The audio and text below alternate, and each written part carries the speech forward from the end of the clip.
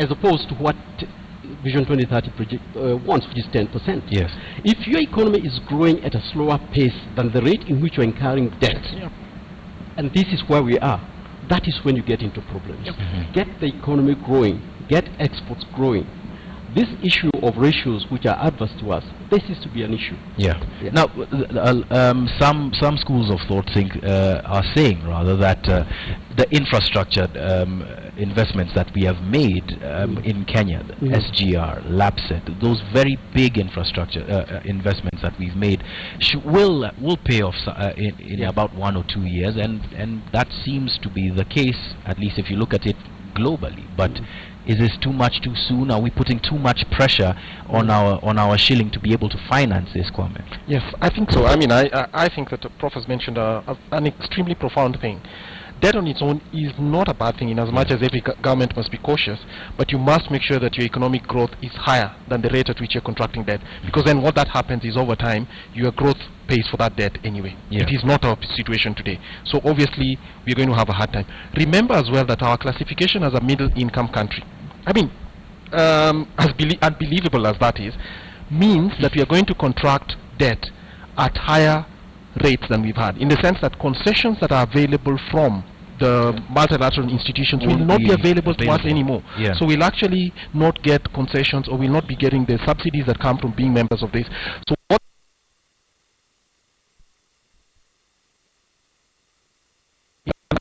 so that as soon as that kicks in and we're not able to procure debt at a better rate, then obviously we have our growth going forward in a way that makes us able. But what's the balance here? Because we need to be able to make these investments for our economy to grow, but at the same time we need to be able to manage our debt. And the investments that we're making right now, some critics have even said are very egoistic, to the extent that they're serving the purpose of making Kenya seem as if it's on the move, but to what cost? I think that infrastructure investments, Kenya has a Kenya had a deficit in terms of infrastructure, but that doesn't mean you construct anything.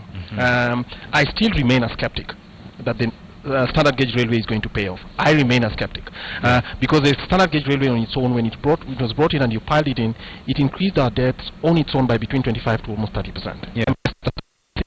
We had an alternative which we could have. So yes, our affinity for shiny projects, I mean the Konzas, unlikely to work, to be honest. The standard gauge, we are trying to do a port. That port is definitely a good thing, and now obviously government has made the right call by making sure that the private sector is going to come in. So it's clear that for the size of our economy and the growth trajectory on which we are putting in too much infrastructure all at the same time and trying to use public money. The final one is basically that if you look at it, yes, and Prof is right by mentioning that most of our debt is still to multilateral institutions. Remember that for the bilateral institutions, especially the debts that we have with China, I mean, whether it's Japan, France, who are some of our biggest lenders, the interest rates on those debts are at a much higher level than what it is that you get from the World Bank and the ADB. But the logic that the mix of debt matters. The logic that was being given by the CS, especially in his statements over the past week with respect to our debt, and Ansatsa, I want to get you in on this, is that we are borrowing outside of the country to be able to reduce it locally. So we have to be able to create that balance, but the interest rates are still extremely high. There are a couple of things going on. First of all, the interest rate is a monetary policy tool as well. So when you've been looking at the depreciation of the shilling, one of the things that CBK did was obviously raise the interest rates to about 11.5%. So that in itself lowered, had a dampening effect on the economy. The other problem that we're having is this syndicated loan of 77 billion that government is getting from Standard Bank, Standard Chartered, and Citi.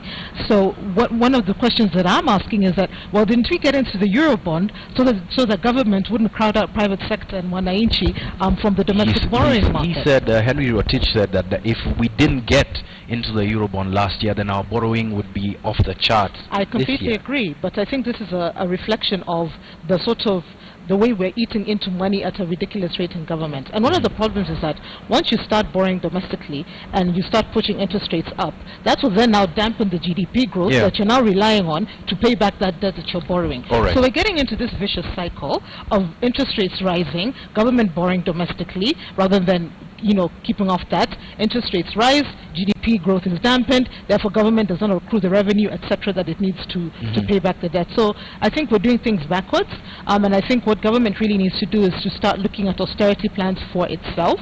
How can we make a lean, trim government? Because what we're doing right now, in my view, is unsustainable. All right, Professor, how do we explain this to the person at home who's sitting and looking at an SMS that came from his bank saying that his interest rate is going up on his mortgage by 6-7%, and he doesn't understand why? Because, I mean, to be quite honest, why am I the one who's paying for it? Well, the first thing is to tell them that this is not because government borrowed abroad. It's because we are having a fear that inflation could go up because of the devaluation of the shilling, which we have no control over, and more than that, as a result of, just like Ms. Wara is saying, the need for the country to respond to this, they've raised up the central bank rate. See? And the fact is that, quite on top of that, and unrelated to debts, Treasury has a temporary liquidity problem right now, because in the first quarter, they only raised 60% of the revenue that was supposed to come into KRA. Anybody read that?